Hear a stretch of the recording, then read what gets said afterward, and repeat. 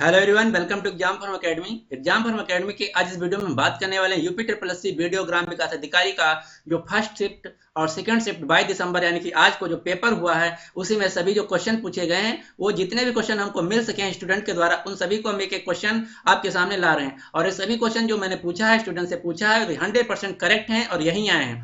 अगर आपका कल यानी कि 23 दिसंबर का क्वेश्चन है तो इसी पैटर्न पे कल का भी पेपर आएगा, क्योंकि दोनों शिफ्ट का जो पेपर है एक ही पैटर्न पे आधारित था। और ये भी हम आपको बताएंगे कि आपको क्या क्या कल के लिए पढ़ के जाना है। तो पहले हम क्वेश्चन देख लेते हैं कि क्या क्या आए हैं, उसके बाद हम आपको बता देंगे कि कौन कौन से टॉपिक आपको पढ़ना है। एक क्वेश्चन पूछा गया था कि आलू उत्पादन में उत्तर प्रदेश का स्थान क्या है। तो आलू उत्पादन में जो उत्तर प्रदेश का स्थान है वो है फर्स्ट, इसीलिए क्वेश्चन ज्यादा चर्चा में रहा था 2018 में, इसीलिए क्वेश्चन पूछा गया। दूसरी बात, करंट अफेयर में वही क्वेश्चन पूछे गए हैं जो कि 2018 के पिछले 6 महीना में सबसे ज्यादा चर्चित रहे हैं या यूपी बेस्ड क्वेश्चन रहे हैं। दूसरी बात, आपको जो पढ़ना है जनसंख्या से क्वेश्चन 2 से 3 क्वेश्चन पूछे जाते हैं। तो जनगणना 2011 का आपको सेंसस एकदम रट के जाना, जनगणना 2011 एकदम रटी होनी चाहिए।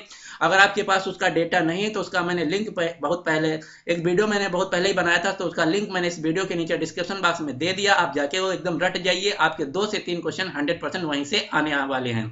अगला जो क्वेश्चन पूछा गया था वो पूछा गया था कि जो अर्ध कुंभ होगा वो किस वर्ष में ऑर्गेनाइज किया जाएगा। तो अभी जो 2019 में मार्च 2019 में अर्ध कुंभ होने जा रहा है, कुंभ का मेला होने जा रहा है इलाहाबाद में, जिसका नाम चेंज कर दिया गया, नया नाम प्रयागराज रख दिया गया, तो वही है अर्ध कुंभ। तो क्वेश्चन पूछा गया था कि अर्ध कुंभ 2018 किस वर्ष में आयोजित किया जाएगा। तो ये आयोजित किया जाएगा 2019 में। अब दूसरा संभावना ये है कि अगला क्वेश्चन ये पूछा जा सकता है कि अर्ध कुंभ मेला कहाँ पे आयोजित किया जाएगा। तो अर्ध कुंभ मेला आयोजित किया जाएगा प्रयागराज, जो कि संगम के तट पे स्थित है। या फिर क्वेश्चन ये भी पूछा जा सकता है कि इलाहाबाद का नया नाम क्या है, क्योंकि इससे रिलेटेड अगला क्वेश्चन 100% पूछा जाएगा। दूसरा क्वेश्चन पूछा गया था कि which state has started Surya Kiran शक्ति योजना, कि सूर्य किरण शक्ति योजना जो है ये किस राज्य सरकार द्वारा चालू की गई है। तो ये चालू की गई है गुजरात सरकार द्वारा। ये मैंने अपने सभी करंट अफेयर के जितने क्वेश्चन बनाए थे उसमें ज्यादातर मैंने कवर किया, तो ये मैंने क्वेश्चन ऑलरेडी कवर कर चुका हूँ।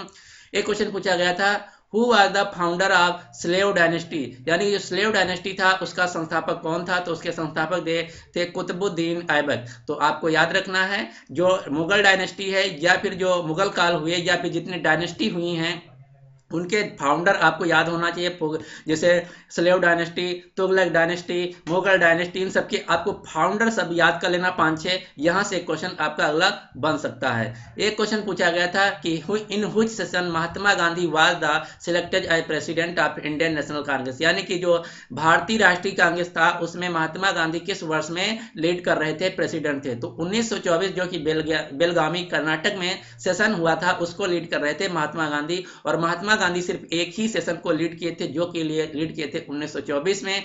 तो इसका आंसर है दूसरा क्वेश्चन। यहां से ये उम्मीद है कि बन सकता है कि दूसरा जो सबसे ज्यादा सेशन चर्चा में पूरी हिस्ट्री में रहा वो रहा 1929 वाला। तो क्वेश्चन ये बन सकता है कि 1929 का जो कांग्रेस सेशन था उसमें अध्यक्ष कौन थे। तो 1929 कांग्रेस के जो अध्यक्ष थे कांग्रेस सेशन के वो थे पंडित जवाहरलाल नेहरू, जो कि लाहौर में हुआ था। तो ये क्वेश्चन पूछे जाने की उम्मीद है, अब तैयार कर सकते हैं। अगला क्वेश्चन पूछा गया था कि कौन सी नदी अरब सागर में गिरती। तो मैंने जितनी भी नदियां यहाँ अरब सागर में गिरती है मैंने यहाँ मेंशन कर दिया है। तो अगर आपका नेक्स्ट कोई क्वेश्चन पूछा जाएगा तो इन्हीं में से पूछा जाएगा। तो आपको ये चारों पांचों नदियां रटी होने चाहिए कि अरब सागर में कौन कौन सी नदियां गिरती हैं। तो एक लूनी नदी, साबरमती नदी, माही नदी, नर्मदा नदी और तापी नदी, ये सभी जो बड़ी नदियां हैं ये अरब सागर में गिरने वाली नदियां हैं।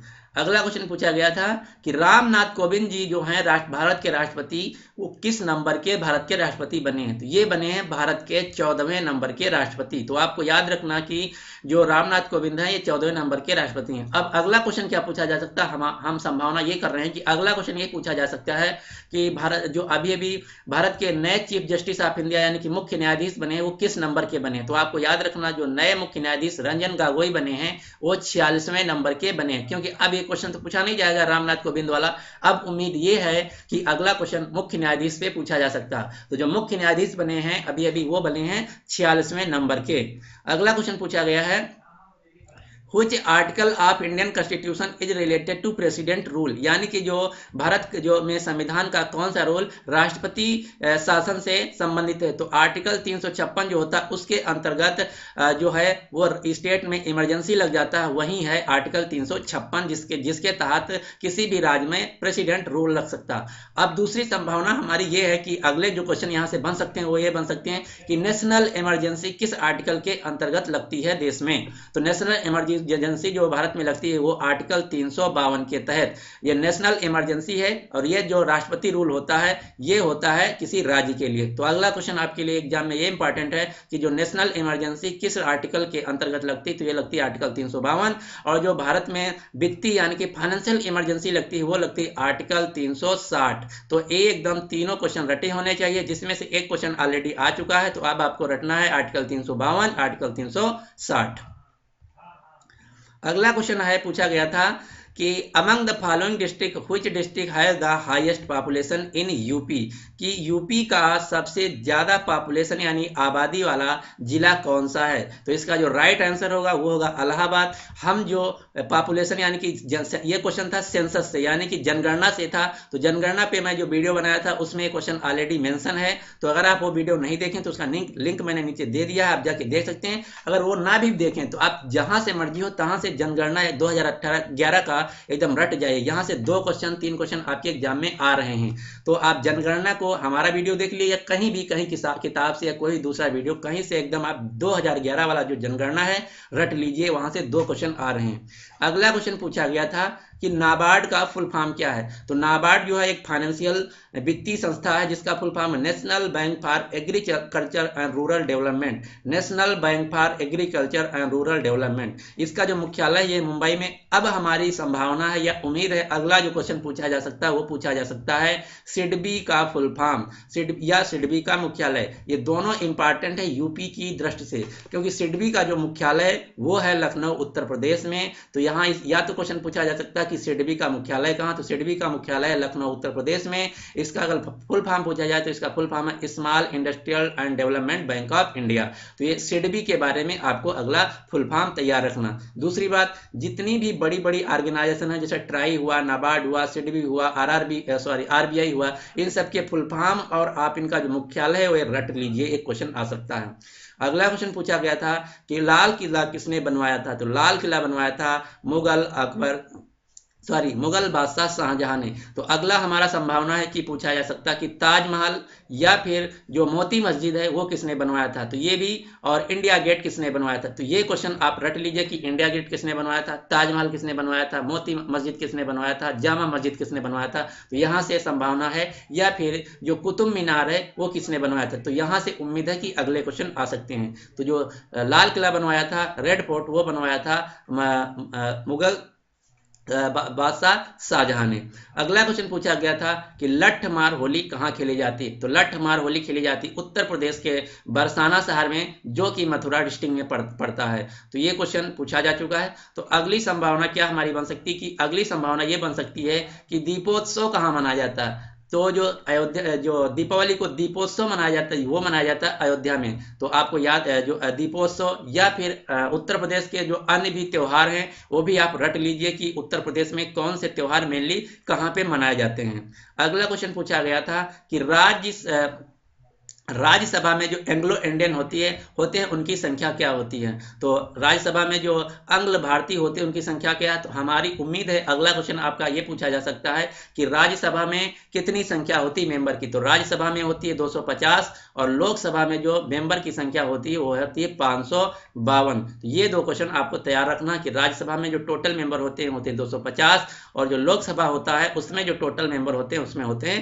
552। तो हमारी संभावना है कि अगले ये 2 क्वेश्चन पूछे जा सकते हैं, लोकसभा और राज्यसभा में सदस्यों की संख्या। और दूसरा क्वेश्चन ये भी पूछा जा सकता है कि राज्यसभा का जो मेंबर होता है उसके जो कार्यकाल होता है कितने वर्ष होता है। तो राज्यसभा के मेंबर का कार्यकाल होता है 6 वर्ष, और लोकसभा के जो मेंबर होता है उसका कार्यकाल होता है 5 साल। और लोकसभा के चुनने के लिए जो मिनिमम आयु चाहिए वो चाहिए 25 वर्ष, और राज्यसभा के को चुनने के लिए जो मिनिमम आयु चाहिए वो चाहिए 30 वर्ष। ये क्वेश्चन पूछे जा सकते हैं। हमारी संभावना कोई एग्जैक्ट नहीं हम बता सकते। अगला क्वेश्चन पूछा गया था कि सबसे बड़ा महाद्वीप कौन है, तो सबसे बड़ा महाद्वीप है एशिया महाद्वीप। तो आपको जो महाद्वीप है, अगला क्वेश्चन ये पूछा जा सकता है कि छोटा महाद्वीप क्या कौन है, या नेक्स्ट छोटा महाद्वीप कौन है, या ये किस महाद्वीप में क्या पाया जाता है, ये क्वेश्चन पूछा जा सकता है। यह क्वेश्चन ये पूछा जा सकता है भारत किस महाद्वीप में आता है, अमेरिका किस महाद्वीप में आता है, ऐसे क्वेश्चन पूछे जा सकते हैं। एक क्वेश्चन पूछा गया था कि सूर सागर के रचनाकार कौन है, या सूर सागर के रचयिता कौन है। तो सूर सागर के जो रचयिता हैं वो हैं महाकवि सूरदास। तो अगले क्वेश्चन और भी रामायण से या फिर अन्य कोई रचनाएं पूछी जा सकती हैं, आप तैयार करके रखिए।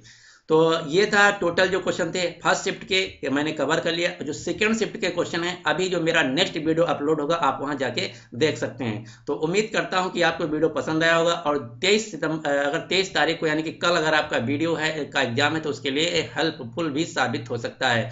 और इसके साथ ही साथ अगर जो मेरा दूसरा वीडियो आने वाला है तुरंत जस्ट इसके बाद सेकेंड शिफ्ट के में जितने क्वेश्चन पूछे गए, तो अगर उसको भी देख लेते हैं तो आपका एक पूरा अंदाजा लग जाएगा कि क्वेश्चन कैसे पूछे जा रहे हैं। तो उम्मीद करता हूं कि आपको वीडियो पसंद आया होगा। अगर आपको वीडियो पसंद आए प्लीज इसको लाइक कर दीजिए और अपने दोस्तों के साथ भी शेयर कर दीजिए। So finally thanks for watching and good luck for your exam.